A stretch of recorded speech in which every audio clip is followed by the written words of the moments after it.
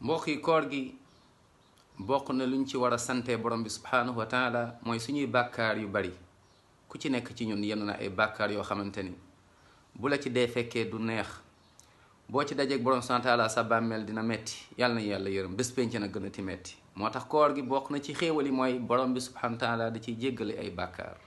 yonent bi alayhi salaatu wassalaam ne képp ku woor weeru koor ngëm yàlla rekk tax, yaakaar yërmande yàlla, yaakaar borom subhanahu wa taala yàlla jéggale say bàkkaar yu wees. mooy ku woor boo xamante ni moom la yonent bi jàngale sallallahu alayhi wa sallam, man saama ramadan imanan waxtisaaban gufira lahu ma taqaddama min danbi. yàlla na yàlla yërëm jégal suñu bàkkaar. mbokk yi kon bàkkaar moo tax nit ki diis ci kaw suuf waaye nar a am problème bés penc.